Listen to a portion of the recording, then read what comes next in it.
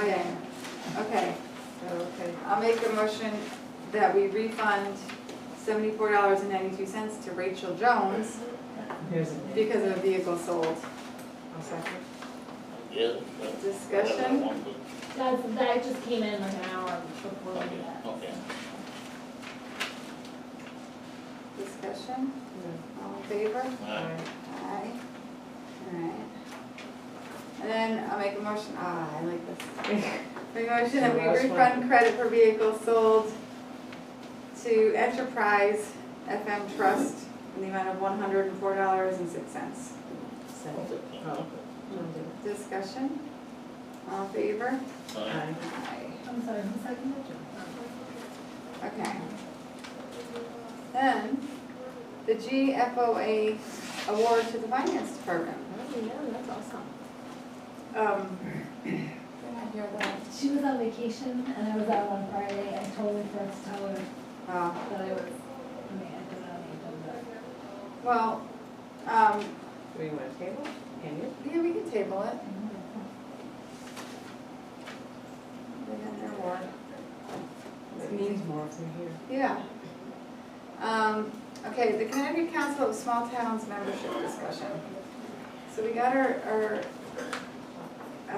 a letter, which we get every year, asking we want to be members of COST, which we used to be members of COST, and then we switched to be members of CCM instead because we didn't want to pay dues to two organizations. Most of the other towns do both, and there's reasons to be members of both. I can see the benefits of one versus the other for different things. But I just wanted to bring it up because they actually, COST has helped us out and they advocate on our behalf without us having to be members or without us even knowing about it in a lot of times, but I think they're good, and I've gone to a couple of their special meetings or special things, which we have to pay the non-member rate for, like if it's a special seminar or something, members go for free.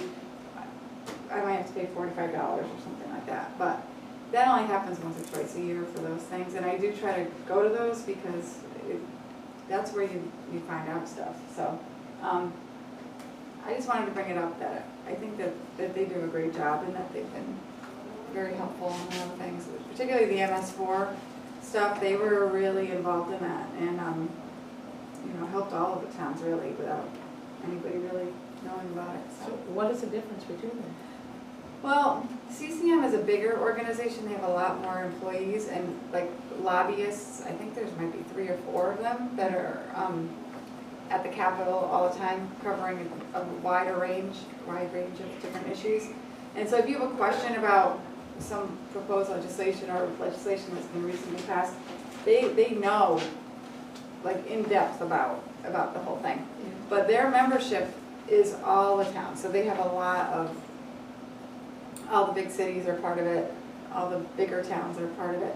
And so they're not necessarily advocating or lobbying on behalf of the small towns, they're representing all the towns, which in most cases we all have the same, the same agenda with no unfunded mandates and all those different things where, but COST is really specifically looking at small towns and advocating for small towns. They have a much smaller staff and, but they...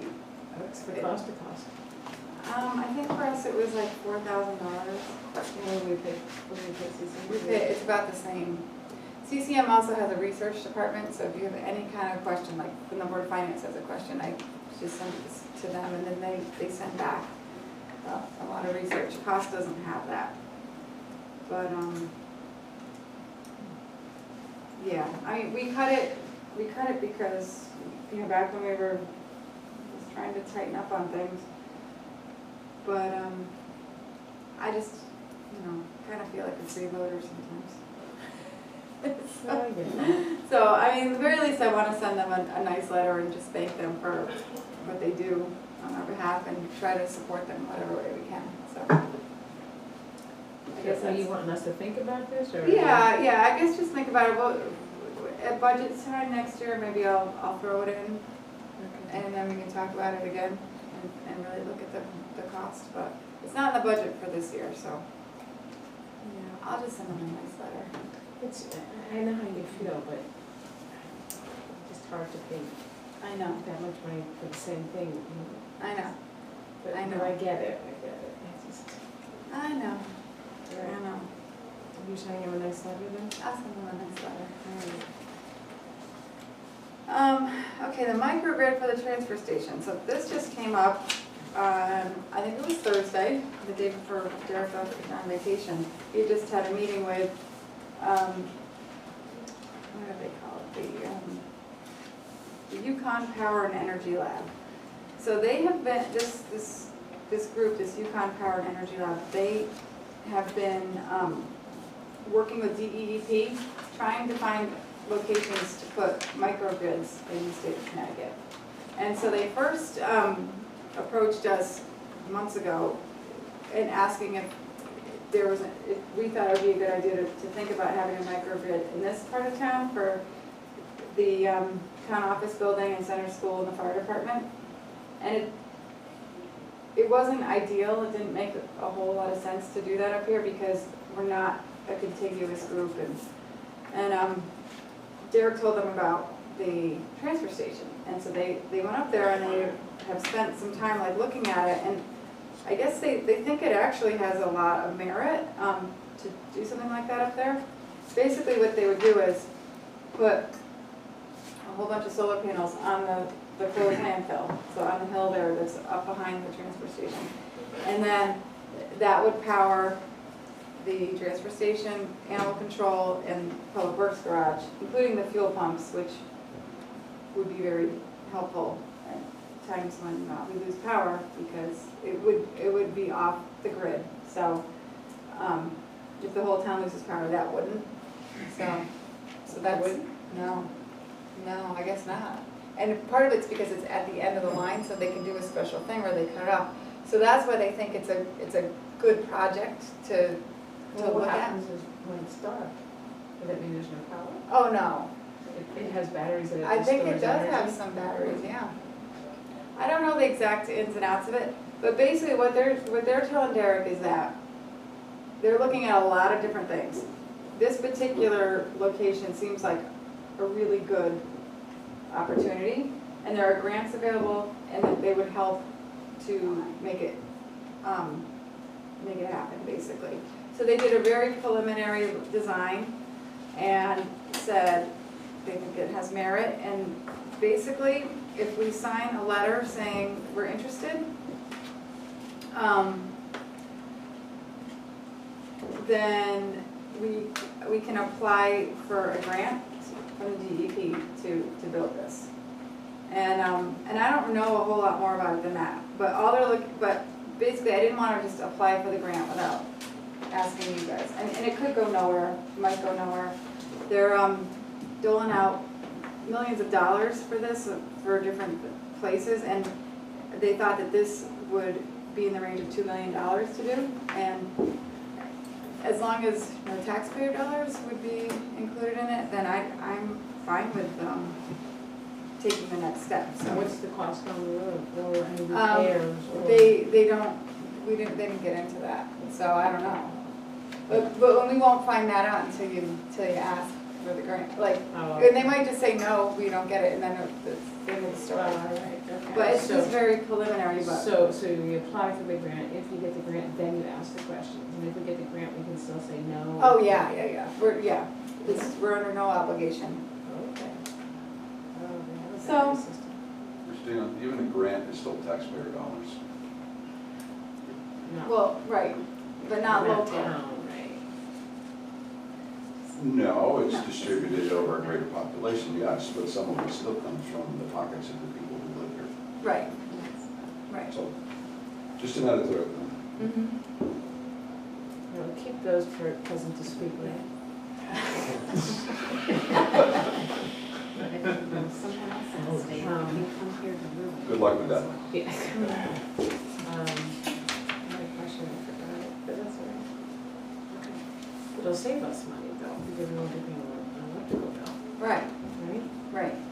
And it would, like, you know, one of the things we don't have is a generator for the fuel island at the Public Works garage.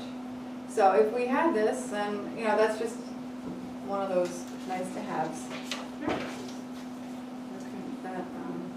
So I think it's worth applying and just seeing where it takes us and getting us to the next level for them to seriously look at it. I agree. But they think we're a good candidate. All right, so do we have to make a motion So, to? yeah, if you can make a motion for me to start the RFP process and apply for the grant. So moved.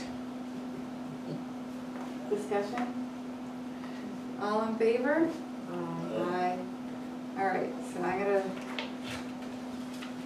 do that then. Good. Let's see where it goes.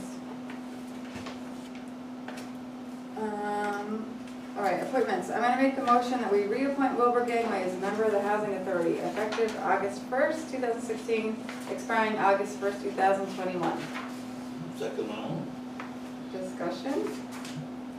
I don't know when Wilbur got on the Housing Authority, but I do want to say that, and it came up at the groundbreaking the other day, Wilbur was one who first wrote a letter, and I think they said it was back in the 70s maybe, that he wrote a letter to the Board of Selectmen at the time saying that he thinks that the town should make a commitment to our seniors and think about building some kind of senior housing and a senior center, and it sort of had the idea to start thinking about it, and he's been in one way or another working towards that goal this whole time, and He's done a great job. and he's done a great job.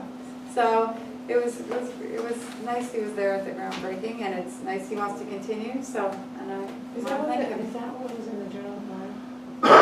There was an article in the journal, because they called it a senior center, because somebody at work came to me and said, "Oh, you guys are building a senior center?" I said, "Well, we have one. We're putting up senior housing." I said, "Oh, it must have been that." Well, it was in the Chronicle. Yeah, it was in the JI. Yeah, see. I'm sure the Chronicle got it right. It was, yeah.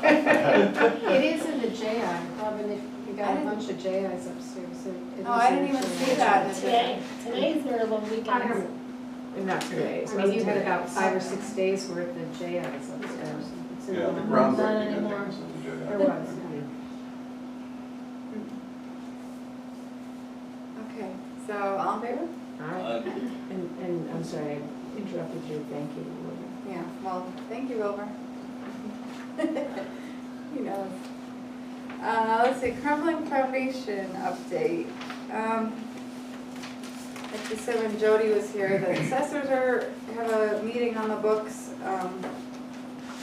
to figure out how to assess these properties. Every town's been, so far has done it differently, and so they're gonna try to come up with a uniform method and just kind of take that complication out of things for everyone. That law doesn't come into effect until October 1st, so we have a little bit of time, but not very much for them to get it straightened out. And in the meantime, there's just been a lot of other talks about this. One of the things I've done and I'm going to continue to do is try to engage our elected officials at the state level, because I think, you know, and I mean our legislators who are all up for re-election this year, which if you look at the 20, or I think it's 18 towns that are affected, and you look at, and I made a list of all of the state reps and state senators for each of those towns, there's about 20 people who, whether they like it or not, are part of the Crumbling Foundation delegation, or if you will. And what I would like to do is engage all of them and start talking now about what legislation they are willing to support and what they aren't willing to support. Because I think that is, should be a big campaign issue in all of these towns. And so that's something I'm trying to work on and get people thinking about. But I mean, if you think about it, legislation ranging from banks to insurance companies to how properties are assessed to land use to The realtors are really The getting realtors. hammered by this. they're really getting what? They're getting hammered because sales are not happening because people are reluctant to get into the inspections. Yep. I've been through several sales that have fallen through because the homeowner didn't want to get into the inspection, or one of the problems with the more comprehensive analysis, it takes 4 to 6 weeks. And offers for purchase don't last that long in a lot of cases. So sales have just stolen. Yeah. Yep. And meanwhile, the lawsuits continue, and the news on Friday was that it was determined that the concrete company is not at fault. So I don't know if that helps people or hurts people. There are different lawsuits that are happening, but I don't know. The state found one? Yeah, you didn't Judson. see that? No. Oh, yeah, it was in all the papers. Was away. We were away, vacation, I'm gonna yeah. have to go back and read. Yeah, no, definitely. Well, that was under the Connecticut Unfair Trade Practices Act. There was not enough evidence to be successful in any legal action from that perspective. Right. In other words, the determination was made, it was not intentional, it was not devious, it just happened. Mhm. Which Well, I may didn't be, need an investigation for that. yeah, which may be helpful to, that ruling might be helpful to make the case to FEMA, that it's an act of God and similar Exactly. to a tornado or a hurricane or whatever, but, which I hope something comes together on that, so. Basically, we're just waiting to hear more.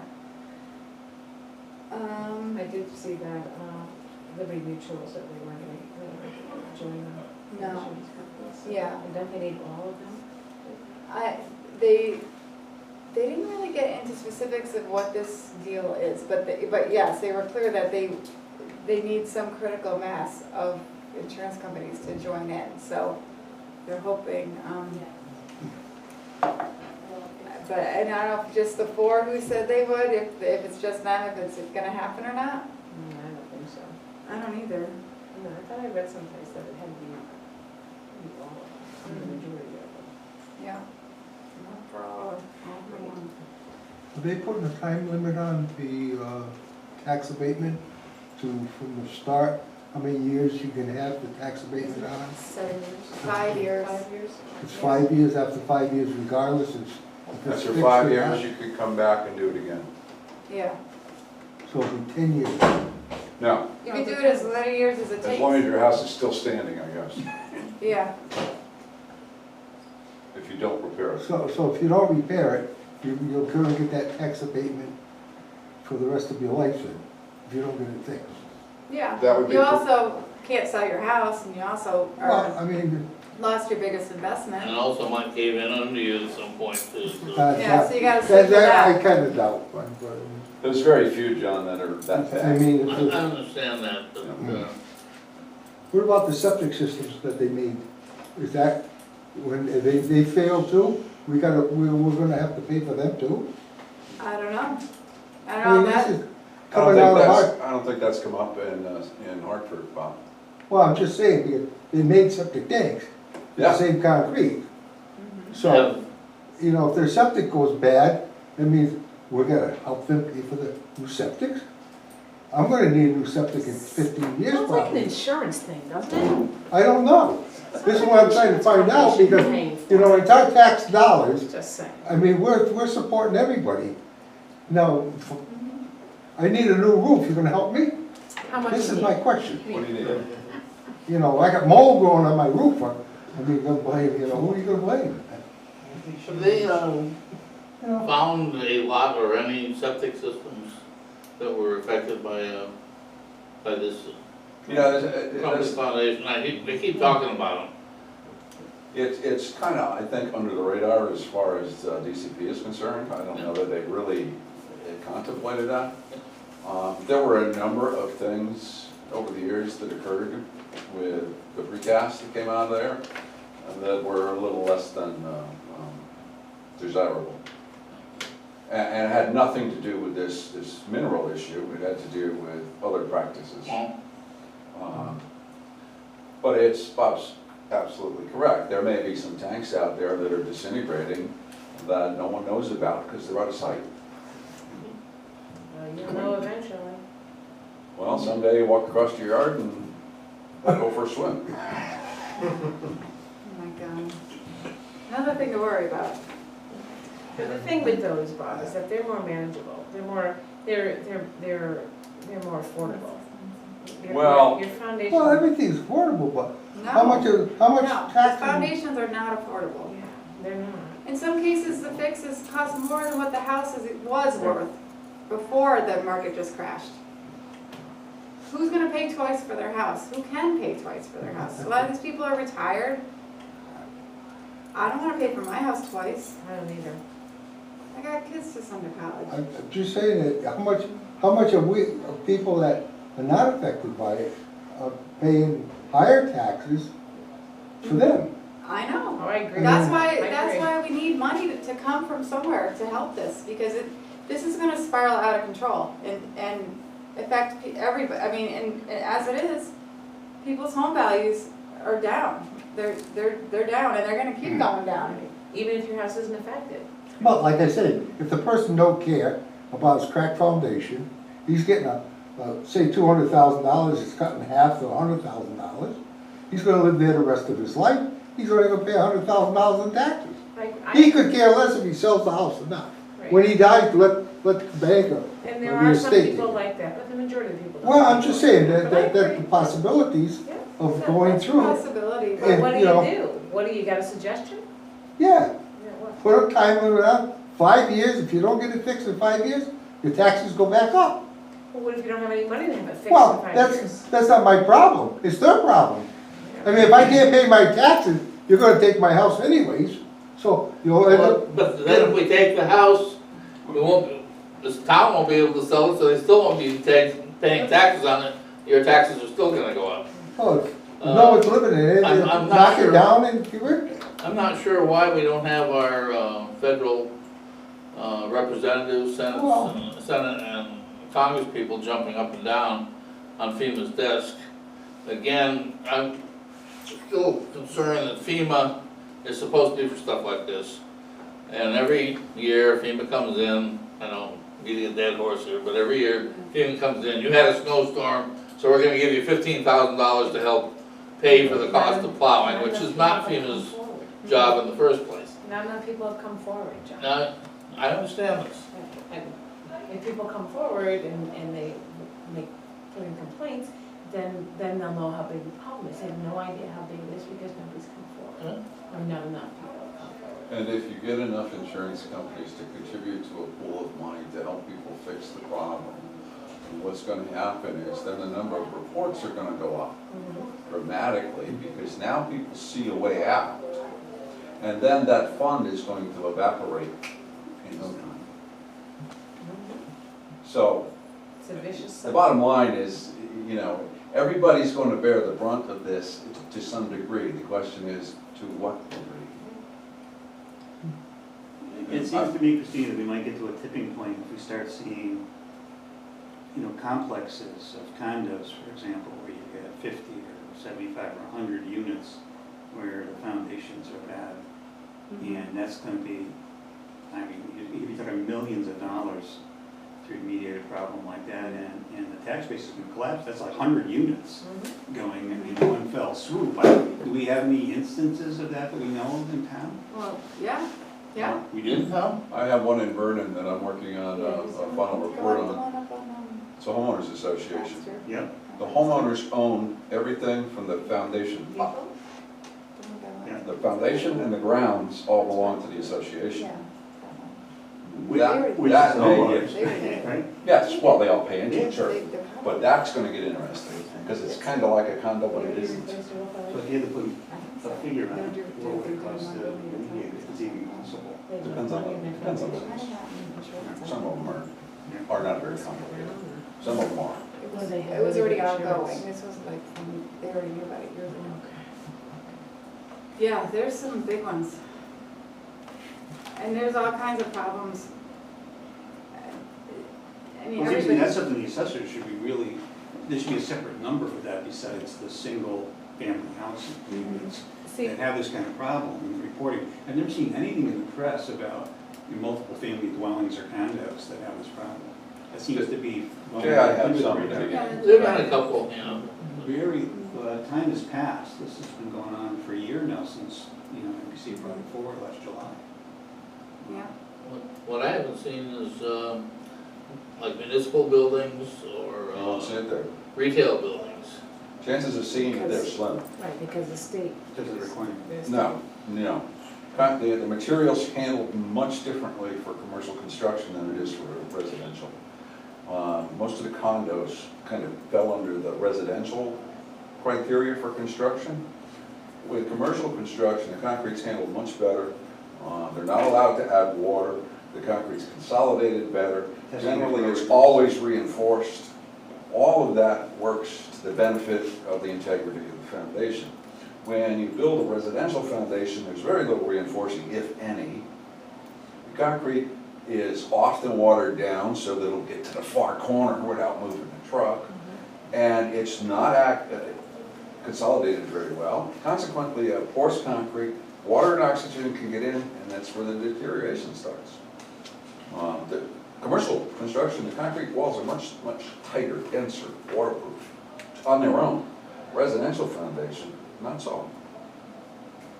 For the record, I don't think that taxpayers should have their houses reassessed. I think that we should just pay regardless and not, I just think that that's not fair because that's then us putting the burden on everybody as taxpayers. I don't think that's fair. Because you get the people that are retired and they're on a fixed income, So how are I they gonna agree, pay it? it's not your fault that my house has a crumbling Well, I know, foundation. your house, But it's not particularly your your fault, house, so why would I have my assessment changed? So that's my belief, that's just my belief, but I just don't think that that's fair. I think it's not fair to the other taxpayers in this town if I did that. So I wouldn't do that, but Or one thing that a friend of mine who's in this, whose house is about to fall apart here, and is retired, fixed income, has no idea what she's gonna do with the house. If she can't live there, where would she go? Her point is, why doesn't she just stop paying taxes? Period. And if she can get everybody else around there who's in the same boat to stop paying taxes, then what do you do? Is the town gonna go and take the house and they're gonna do what with it? And in the meantime, Yeah, we don't want it. And plus all the costs of foreclosing on the yeah, house. but then what's gonna happen is all the other taxpayers are gonna pay the brunt of it. that's right. So then you're screwing your neighbor. true. Now, See now that? you have a blight So situation. that's not an. And your neighbor's home values have depreciated even more. In that case, don't pay your mortgage until the banks have it. You know, That's actually happened in a few cases. well, And that can what I happen would too. do. But I don't know, that might at least wake people up if they did that. Oh, you're just gonna make your neighbors angry. Yeah, okay. Sometimes you have to make your neighbors angry if you want to get something done. I'm still, again, here I am saying the federal government should handle something, and yes, you did hear that. But Is the Taxpayers Association, whatever it's that group of 30 that Jody mentioned, are they thinking along these lines of taking these arguments, and these various, Oh, yeah. viewpoints about this up to our state legislators as an organization. Well, I think that the assessors are trying to come to an agreement on how to handle it, so they do it the same across the board, and not one town does it one way, another town But does two of it. the arguments are, treat everybody the same, and you still have to pay your taxes, right? Right, Or, well, that's my you know, personal what opinion. criteria do you get this discount? The law's been passed. Right, The law says it can be reassessed, Mhm. so. But the law doesn't say how. It doesn't say Right. how. Or to what degree? So what happened last spring, because March was when all this happened, and it, where people could go to the Board of Assessment Appeals, Yeah. every town did it differently, and approached it differently, and awarded it totally, and so now some towns might be getting sued because other towns gave Give higher. more. Right, and that causes another problem, so we just need to stick together and do it the same. I mean, the reality is, a 30% discount on your tax bill, I mean, we don't have $1 million, $20 million homes around here. It's not gonna amount to more than a few $1,000s for any given family, even over 5 years. Say it's $3,000 a year, it's $15,000. If you have a bill of $185,000 to $200,000 to fix your foundation, that's not even gonna help you pay your legal fees to start filing. No. So I'm not sure what it really accomplishes, other than Well- the optics, it looks good, like the town is trying to be supportive of its citizens, or the state is. well, but it does help with the legal fees, It absolutely And it helps does, with every test- dollar counts. with the testing costs and the, Yeah, that's a big one right there. all these things add up, thousands of dollars. Just to like get in the game, it's thousands of dollars for everybody doing And it. I think John has a valid point, I mean, if my daughter came to me and said, I just found I have it, she spent her house 2 years, she's got a big mortgage on it, I'd say walk away. I mean, she can't, she's a school teacher, she's not gonna come up with $200,000 to fix a foundation on her house. She'd be better off, even if she had to declare bankruptcy, walk away. Well, I think that before we walk away, we should wait and see what the state does. I mean, the houses aren't falling apart. They're not, the foundations are True. crumbling, but they're not falling down. But So- there is the fear and the trepidation Right, out there, right. and you can see the cracking growing in your basements, and it's very disconcerting. It is, I agree, it is. Yep. But, our houses aren't falling down, they're just cracking. There's only one that I know of that was condemned, and that was in Stafford. Right, And I'm not even sure that one should have been. right. That's what I heard. Was it from you I heard that? I'm sorry? Was it from you I heard that? Because I heard the same thing, but I'm not sure if it was from you. I made About that the comment houses. multiple times in multiple Maybe places, you, so I I heard. don't know. It could have been. Some of the foundations are not cracking just in certain areas. So do they have to take the whole foundation out to do that repair? You would, Well, if it was that's- your house, wouldn't you want them to? Well, it depends on where that stone and that mix came from at the same point, because if you go to the quarries, it's over here, it's not over there.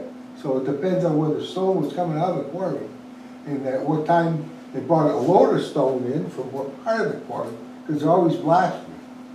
So it isn't the whole quarry, it's contaminated, Right. it's just part of it. So if you got, this wall is bad.